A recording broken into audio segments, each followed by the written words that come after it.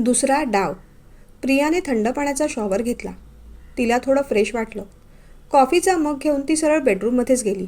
आज घरी कुणीच नव्हतं. नितीन पहाटेच ऑफिसच्या कामासाठी दिल्लीला निघाले होते. सई आणि सोहम ट्रीपला गेले होते. कामवाल्या मावशींनासुद्धा तिने आज सुट्टी दिली होती. आज कुणाचाच डिस्टर्बन्स नको होता तिला. तिने मोबाईलसुद्धा स्विच ऑफ करून ठेवला. आजचा वेळ तिचा होता. प्रत्येक क्षण तिला फक्त निखिलच्या आठवणीत घालवायचा होता. नितीनशी लग्न झाल्यापासून प्रत्येक वेळेला ती सावधगिरी बाळगत होती. बोलताना वागताना ती कॉशियस होऊन जायची. एकदा नितीनऐवजी चुकून निखिल बोलून गेली होती तेव्हा नितीन जेवण अर्धवट सोडून उठून गेले होते. त्यानंतर ती बोलताना काळजी घ्यायची. दोघंही एकमेकांना अजूनही अहोजाहो करूनच हाक मारायचे. त्यात नितीनचा स्वभाव शांत, गंभीर, अबोल होता. त्यांच्या स्वभावाची ओळख तिला अजून झालीच नव्हती. संवाद तर सोडा, दोघांमध्ये साधं संभाषणही व्हायचं नाही. लग्न होऊन 1 महिना होत आला तरीही बोलणं फिरणं नाहीच. एकदाच काय ते मुलांना घेऊन पार्कमध्ये गेले होते. तेही सई प्रियाला चिकटून होती आणि सोहम नितीनला. ते चारही निष्पाप जीव परिस्थितीमुळे होरपळले होते आणि परिस्थितीमुळेच एकत्र आले होते. एकमेकांसोबत राहत असले तरी अजूनही एकमेकांचे झाले नव्हते हे खरं. जीवन सोपं नसतं. अचानक एक धक्का बसतो आणि होत्याचं नव्हतं होऊन जातं. सगळं छान चालू असताना एक दुर्दैवी घटना घडली. निखिलला कॅन्सर डिटेक्ट झाला. अगदी लास्ट स्टेज होती. त्यानंतर 6 महिने त्याची सोबत. केस नसलेला, अशक्त झालेला, तेज केलेला निखिल पाहताना जिवंतपणी तिला मरण यातना होत होत्या. त्याचं पेन इतकं होतं की त्याचं रडणं, किंचाळणं सहन व्हायचं नाही तिला.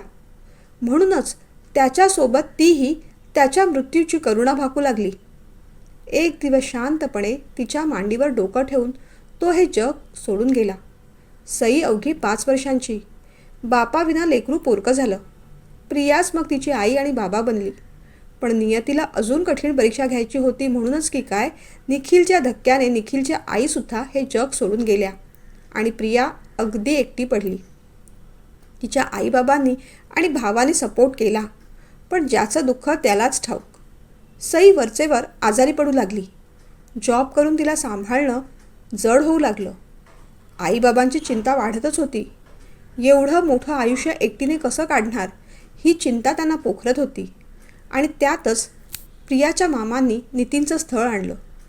आपलं दुःख पचवायला आणि रडून मोकळं व्हायला तिला वेळही मिळाला नाही हो.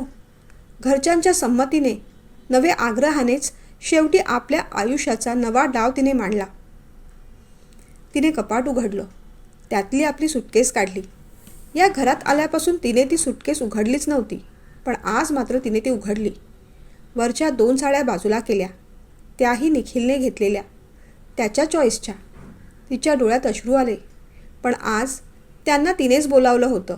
त्यांना मोकळेपणाने वाहू द्यायचं होतं. साड्यांखाली लपवलेलं निखिलचं टी-शर्ट तिने बाहेर काढलं. तिने टी-शर्टवर चेहरा दाबून धरला आणि ढसाढसा रडू लागली. किती हँडसम दिसायचा ह्या टी-शर्टमध्ये तो. मुली पाहतच राहायच्या. मग प्रिया मुद्दामच त्याचा हात पकडून चाले. फिलिंग जेलस हां, निखिल तिला चिडवत म्हणायचा. त्याचा स्वभाव खोडकर, मिश्किल, सतत हसत आणि हसवत राहणारा. जाताना मात्र तिला कायमचं रडवून गेला. तिने त्याची डायरी वाचली. सगळ्या शेरोशायरीच. प्रत्येक पानावर टू माय वाईफ, टू माय जान असा तिचाच उल्लेख. तिला गलबलून आलं. का सोडून गेलास रे मला? तिच्या प्रश्नावर काय उत्तर होतं? मग त्याचं फेवरेट पेन, त्याचा अल्बम, त्याचा गॉगल, सगळं तिने हृदयाशी कवटाळलं. त्याच्या फोटोला तिने चुंबन दिलं आणि देतच राहिली. आणि मग ती थबकली. आपल्या हातून काहीतरी भयंकर पाप झालं या आवेशात तिने तो फोटो खाली टाकला. हे चूक आहे, हा व्यभिचार आहे. माझं नितीनशी लग्न झालं आहे आता. त्यांच्या व्यतिरिक्त इतर कुणाचाही विचार करणं, मोह धरणं, मग त्या आठवणी असो किंवा फोटो, चूक आहे हे. पण मग माझ्या निकीला विसरून जाऊ? 7 जन्माचं वचन पुसून टाकू?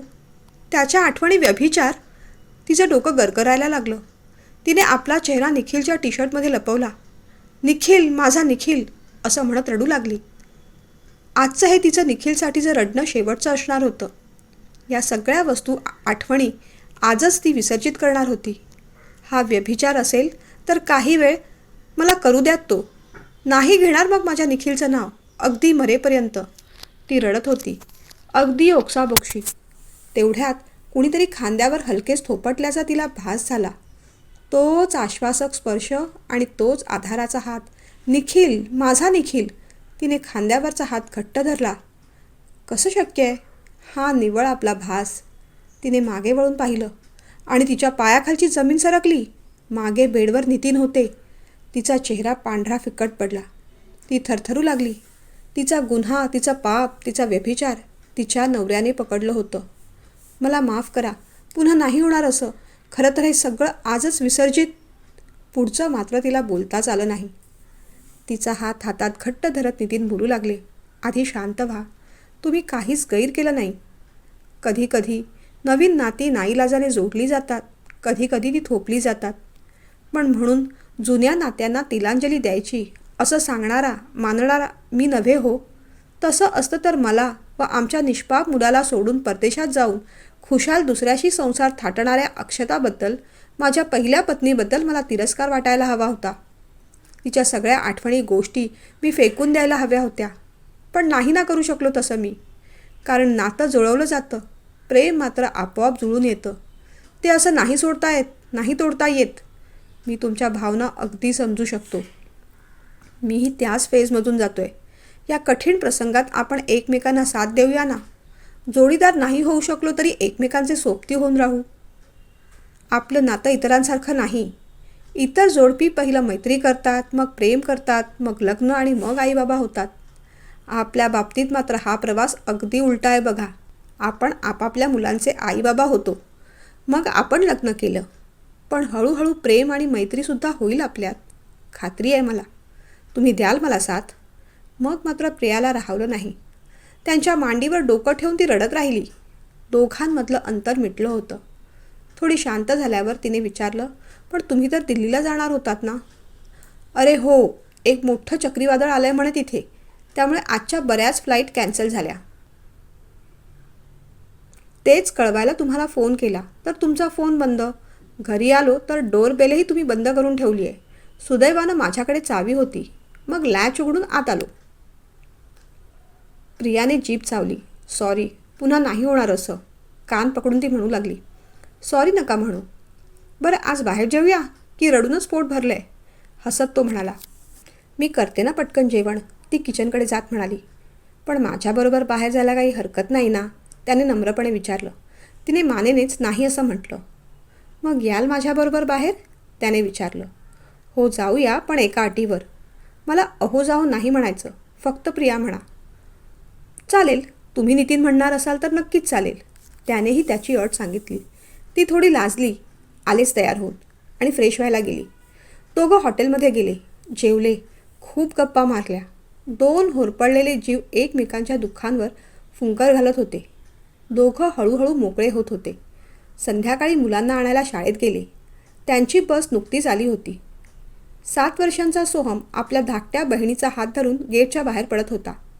मुलं लवकर ॲडजस्ट होतात नाही? त्यांना फक्त प्रेम हवं असतं. आईबाबांना असं एकत्र पाहून मुलांना आश्चर्य वाटलं. शिवाय दोघंही खुश दिसत होते. दोघांचा बदललेला नूर पाहून मुलंही थोडी गोंधळली. आईला पाहून सई दादाचा हात सोडून धावू लागली, पण मध्येच पाय अडखळून पडली. क्षणाचाही विलंब न करता नितीन धावत तिच्याकडे गेले. तिला उचलून घेतलं. तिनेही बाबा बाबा म्हणत त्यांच्या गळ्याभोवती हात गुंफले. दोघंही छान गप्पा मारू लागले. सोहम ते सगळं पाहत होता. आपल्या बाबांचं आपल्याकडे लक्ष नाही असं त्याला वाटलं असावं. मग प्रिया पुढे झाली. त्याच्या गालावर गोड पापी देत म्हणाली, थकला का राजा माझा? घरी गेलो की पाय चोळून देईन हां. आईच्या प्रेमाला मुकलेला सोहम पटकन तिला बिलगला. 4 जण घरी आले. जेवण झालं. पिकनिकच्या गप्पा मारत मुलं झोपली. प्रिया आणि नितीन खिडकीपाशी आले. पौर्णिमेचा चंद्र हसत होता. खरं तर बाहेर रात्र झाली होती, पण त्यांच्या सहजीवनाची मात्र पहाट नुकतीच उगवत होती. एकमेकांच्या साथीने नव्या डावाची सुरुवात झाली होती. प्रिय मित्रमैत्रिणींनो, कथा ऐकल्याबद्दल खूप धन्यवाद. कथा आवडल्यास लाईक, शेअर, सबस्क्राईब जरूर करा.